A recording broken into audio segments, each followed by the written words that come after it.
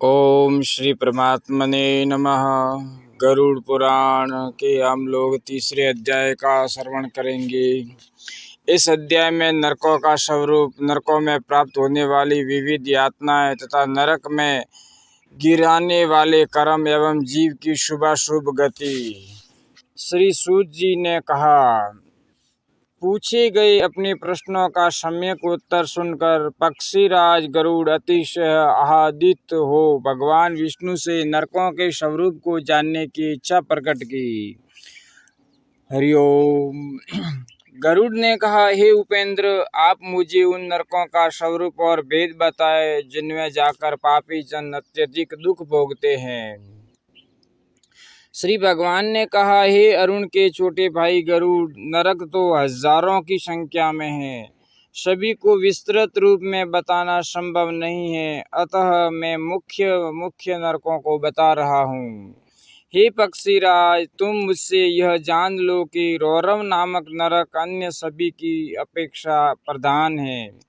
झूठी गवाही देने वाला और झूठ बोलने वाला व्यक्ति रौरव नरक में जाता है। इसका विस्तार 2000 योजन है। जांग भर की गहराई में वहाँ दुस्तर गड्ढा है। दहकते हुए अंगारों से भरा हुआ वह गड्ढा पृथ्वी के समान बराबर समतल भूमि जैसा दिखता है।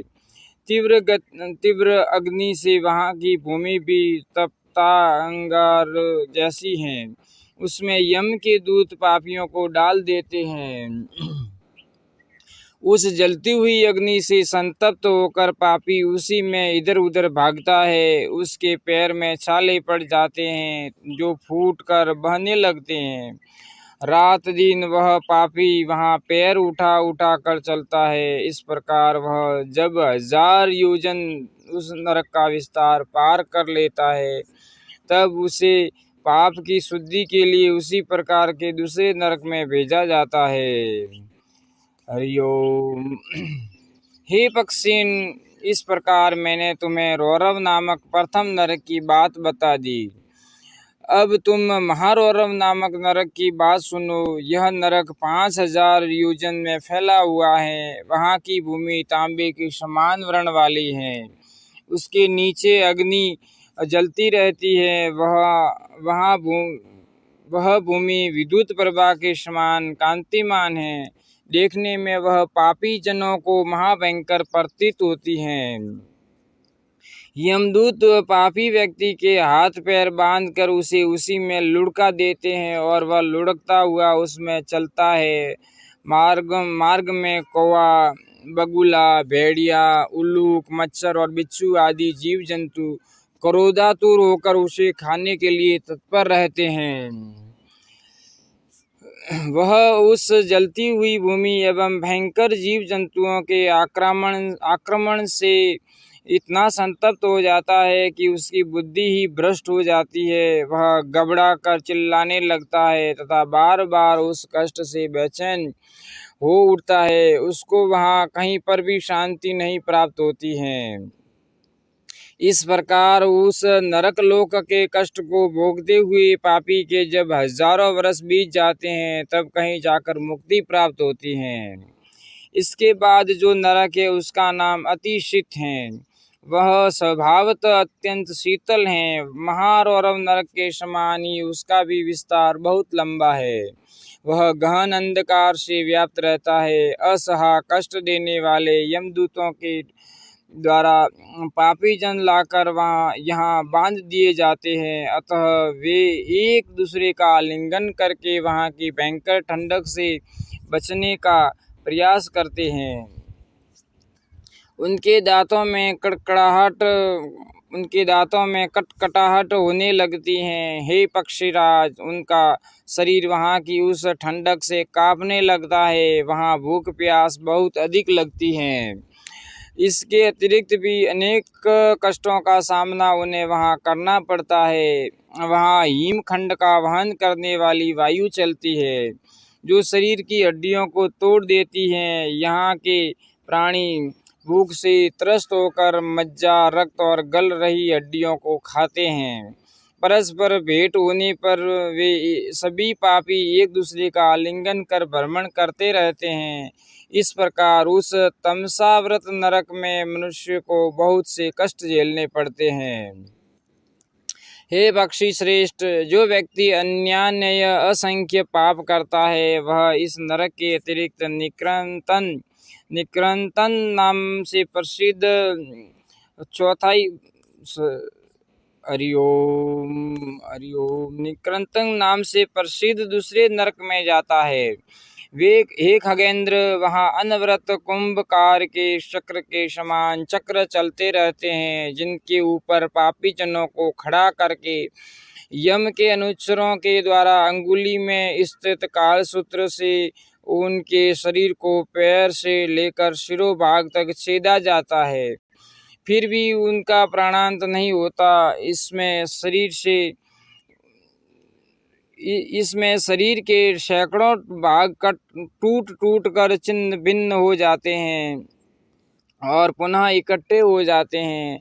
इस प्रकार यमदूत पाप कर्मियों को वहाँ हजारों वर्ष तक चक्कर लगवाते रहते हैं। जब सभी पापों का विनाश हो जाता है तब कहीं जाकर उन्हें उस नरक से मुक्ति प्राप्त होती है। अप्रतिष्ठ नाम का एक अन्य नरक है। वहां जाने वाले प्राणी असहा दुख का भोग भोगते हैं। वहां पाप कर्मियों के दुख के हेतुभूत चक्र और रहट लगे रहते हैं। जब तक हजारों वर्ष पूरे नहीं हो जाते तब तक वह रुकता नहीं।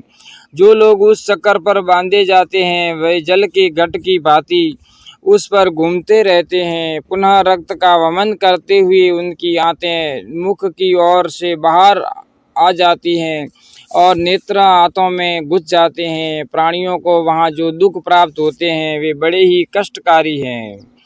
हे गरुड़, अब असीपत्र वन नामक दूसरे नरक के विषय में सुनो।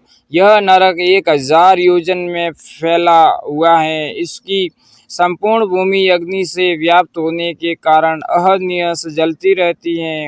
इस भयंकर नरक में साथ साथ सूर्य अपनी सहस्त्र रश्मियों के साथ सदैव तपते रहते हैं, जिनके संताप से वहाँ के पापी हर क्षण जलते ही रहते हैं। इसी नरक के मध्य में एक चौथाई भाग में शीतस्निग्ध पत्र नाम का वन है। हे पक्षी श्रेष्ठ, उसमें वृक्षों से टूटकर गिरे फल और पत्तों के ढेर लगे रहते हैं।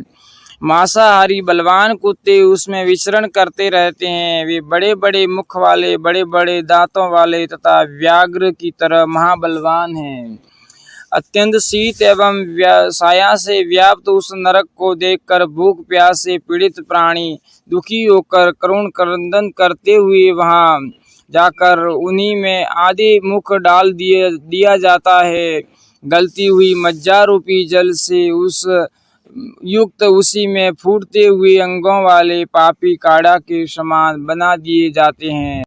अत्यंत शीत एवं साया से व्याप्त उस नरक को देखकर भूख प्यास से पीड़ित प्राणी दुखी होकर करुण क्रंदन करते हुए वहां जाते हैं। ताप से तपती हुई पृथ्वी की अग्नि से प्राणियों के दोनों पैर जल जाते हैं। अत्यंत शीतल वायु बहने लगती है, जिनके कारण उन पापियों के ऊपर तलवार के समान तीक्ष्ण धार वाले पत्ते गिरते हैं।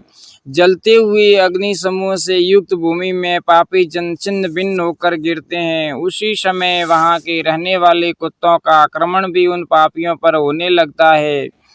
शीघ्र ही वे कुत्ते रोते हुए उन पापियों के शरीर के मांस को खंड खंड करके खा जाते हैं। हे तात, असीपत्र वन नाम के नरक के विषय को मैंने बता दिया। अब तुम महाभयानक तप्त कुंभ नाम वाले नरक का वर्णन मुझसे सुनो। इस नरक में चारों ओर फैले हुए अत्यंत गरम गरम घड़े हैं। उनके चारों ओर अग्नि प्रज्वलित रहती है। वे उबलते हुए तेल और लोहे के चूर्ण से भरे रहते हैं। पापियों को ले जाकर उन्हीं में आधे मुंह डाल दिया जाता है और गलती हुई मज्जा रूपी जल से युक्त उसी में फूटते हुए अंगों वाले पापी काड़ा के समान बना दिए जाते हैं। तदंतर भयंकर यमदूत नुकीली हथियारों से उन पापियों की खोपड़ी, आंखें और तथा हड्डियों को छेद छेद कर नष्ट करते हैं। गिद्ध बड़ी तेजी से वहां आकर उन पर झपटा मारते हैं। उन उबलते हुए पापियों को अपनी श्वास से खींचते हैं, फिर उसी में छोड़ देते हैं। उसके बाद यमदूत उन पापियों के सिर, स्नायु, द्रवीभूत मांस, त्वचा आदि को जल्दी जल्दी करसूल से उसी तेल में घुमाते हुए उन महापापियों को काढ़ा बना डालते हैं। हे पक्षिण, यह तप्त कुंभ जैसा है। उस बात को विस्तार पूर्वक मैंने तुम्हें बता दिया। सबसे पहले नरक को रौरव और दूसरे उसके बाद वाले को महारौरव नरक कहा जाता है। तीसरे नरक का नाम अतिशीत और चौथे का नाम निक्रंतन है। पांचवा नरक अप्रतिष्ठ, छठा 80 पत्र वन एवं सातवां तप्त कुंभ है। इस प्रकार ये 7 प्रधान नरक हैं। अन्य भी बहुत से नरक सुने जाते हैं जिनमें पापी अपने कर्मों के अनुसार जाते हैं, यथा रोद, शुकर, ताल, तप्त कुंभ, महाज्वाल, सरल, शयल, विमोहन, कर्मी, कर्मी बक्ष, लाला बक्ष, विसंजन, अधशिरः, पुयवः, रुधिरांध्र, विडभुंज, विडभुज, वेतरणी, 80 पत्रवन, अग्निज्वाल, महाघोर, संदंश, अभोजन, तमसु, कालसूत्र, लोहतापी, अभीद, अप्रतिष्ठ तथा अविची आदि नरक हैं। ये सभी नरक यम के राज्य में स्थित हैं। पापी जन पृथक पृथक रूप से उनमें जाकर गिरते हैं। रौरव आदि सभी नरकों की अवस्थिति इस पृथ्वी लोक से नीचे मानी गई है। जो मनुष्य गो की हत्या, भ्रूण हत्या और आग लगाने का दुष्कर्म करता है वह रोद नामक नरक में गिरता है। जो ब्रह्मघाती, मद्यपी तथा सोने की चोरी करता है वह शुकर नाम के नरक में गिरता है। क्षत्रिय और वैश्य की हत्या करने वाला ताल नामक नरक में जाता है। जो मनुष्य ब्रह्म हत्या एवं गुरु पत्नी तथा बहन के साथ सहवास करने की दुश्चेष्टा करता है वह तप्त कुंभ नामक नरक में जाता है। जो असत्य संभाषण करने वाले राजपुरुष हैं उनको भी युक्त नरक की ही प्राप्ति होती है। जो प्राणी निषिद्ध पदार्थों का विक्रेता, मदिरा का व्यापारी है तथा स्वामी भक्त सेवक का परित्याग करता है वह तप्त लोह नामक नरक को प्राप्त करता है। जो व्यक्ति कन्या या पुत्र वधू के साथ सहवास करने वाला है, जो वेद विक्रेता और वेद निंदक है वह अंत में महाज्वाल नामक नरक का वासी होता है। जो गुरु का अपमान करता है, शब्द बाण से उन पर प्रहार करता है तथा अगम्या स्त्री के साथ मैथुन करता है वह शबल नामक नरक में जाता है। शौर्य प्रदर्शन में जो वीर मर्यादा का परित्याग करता है वह विमोहन नामक नरक में गिरता है। जो दूसरे का अनिष्ट करता है उसे कर्मी पक्ष नामक नरक की प्राप्ति होती है। देवता और ब्राह्मण से द्वेष रखने वाला प्राणी लाला पक्ष नरक में जाता है। जो पराई धरोहर का अपहरता है तथा जो बाग बगीचों में आग लगाता है उसे विसंजन नामक नरक की प्राप्ति होती है। जो मनुष्य असत पात्र से दान लेता तथा असत प्रतिग्रह लेने वाला है, याजक और जो नक्षत्र से जीविकोपार्जन करता है वह मनुष्य अधशीर नरक में जाता है। जो मदिरा, मांस आदि पदार्थों का विक्रेता है वह पुयवह नामक घोर नरक में गिरता है। जो कुक्कुट, बिल्ली, सुअर, पक्षी, मृग, भेड़ को बांधता है वह भी उसी प्रकार के नरक में जाता है। जो ग्रहदाही हैं, जो विषदाता हैं, जो कुशांडी हैं, जो कुंडासी हैं, जो श्रोम विक्रेता है, जो मद्यपी हैं, जो मांसभोजी हैं तथा जो पशु हंता है वह व्यक्ति रुधिरांध नामक नरक में जाता है। ऐसा विद्वानों का अभिमत है। एक ही पंक्ति में बैठे हुए किसी प्राणी को धोखा देकर जो लोग विष खिला देते हैं, उन सभी को वीड़भुज नामक घोर नरक प्राप्त होता है। मधु निकालने वाला मनुष्य वैतरणी और क्रोधी मूत्र संज्ञक नामक नरक में जाता है। अपवित्र और क्रोधी व्यक्ति असीपत्र वन नामक नरक में जाता है। मृगों का शिकार करने वाला व्याध अग्निज्वाल नामक नरक में जाता है, जहाँ उसके शरीर को नोच नोच कर कौवे खाते हैं। यज्ञ क्रम में दीक्षित होने पर जो व्रत का पालन नहीं करता, उसे उस पाप से संदंश नरक में जाना पड़ता है। यदि स्वप्न में भी सन्यासी या ब्रह्मचारी स्खलित हो जाते हैं तो वे अभोजन नामक नरक में जाते हैं। जो लोग क्रोध और हर्ष से भरकर वर्णाश्रम धर्म के विरुद्ध कर्म करते हैं, उन सब को नरक लोक की प्राप्ति होती है। सबके ऊपर भयंकर गर्मी से संतप्त रौरव नामक नरक है। उसके नीचे अत्यंत दुखदायी महारौरव हैं। उस नरक से नीचे शीतल और उस नरक के बाद नीचे तामस नरक माना गया है। इसी प्रकार बताए गए क्रम से अन्य नरक भी नीचे ही हैं। इन नरक लोकों के अतिरिक्त भी सैकड़ों नरक है, जिनमें पहुंचकर पापी प्रतिदिन पकता है, जलता है, गलता है, विदरण होता है, चूर्ण किया जाता है, गीला होता है, स्क्वात बनाया जाता है, जलाया जाता है, कहीं वायु से प्रताड़ित किया जाता है। ऐसे नरकों में एक दिन 100 वर्ष के समान होता है। सभी नरकों से भोग भोगने के बाद पापी त्रियक योनि में जाता है। तत्पश्चात उसको कर्मी, कीट, पतंग, स्थावर तथा एक खुर वाले गधे की योनि प्राप्त होती है। तदंतर मनुष्य जंगली हाथी आदि की योनियों में जाकर गो की योनि में पहुंचता है। हे गरुड़, गधा, घोड़ा, खच्चर, गौर, मृग, सरब और चमरी, ये 6 योनियां एक खुर वाली होती हैं। इनके अतिरिक्त बहुत सी पापाचार योनियां भी हैं, जिनमें जीवात्मा को कष्ट भोगना पड़ता है। उन सभी योनियों को पाकर प्राणी मनुष्य योनि में आता है और कुबड़ा, कुत्सित, वामन, चांडाल और पुलकस आदि नर योनि में जाता है। अवशिष्ट पाप पुण्य से समन्वित जीव बारंबार गर्भ में जाता है और मृत्यु को प्राप्त होता है। उन सभी पापों के समाप्त हो जाने के बाद प्राणी को शूद्र, वैश्य तथा क्षत्रिय आदि को आरोहिणी योनि प्राप्त होती हैं। कभी कभी वह सत्कर्म से ब्राह्मण, देव और इंद्रत्व के पद पर भी पहुंच जाता है।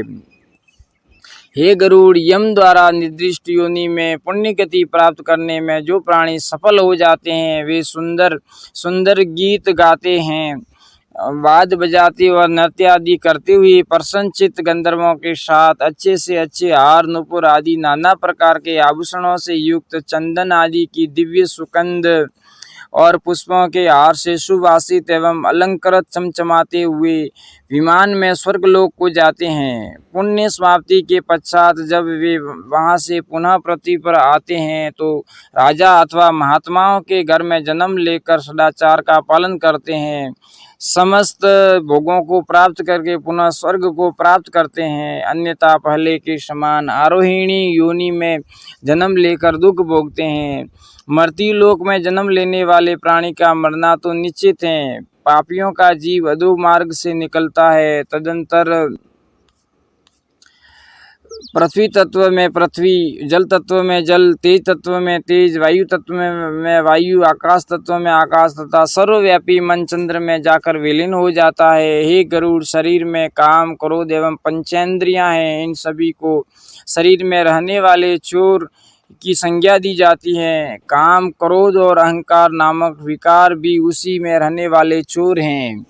उन सभी का नायक मन है। इस शरीर का संहार करने वाला काल है, जो पाप और पुण्य से जुड़ा रहता है। जिस प्रकार घर के जल जाने पर व्यक्ति अन्य घर की शरण लेता है, उसी प्रकार पंचेंद्रियों से युक्त जीव इंद्रियाधिष्ठात देवताओं के साथ शरीर का परित्याग कर नए शरीर में प्रविष्ट हो जाता है।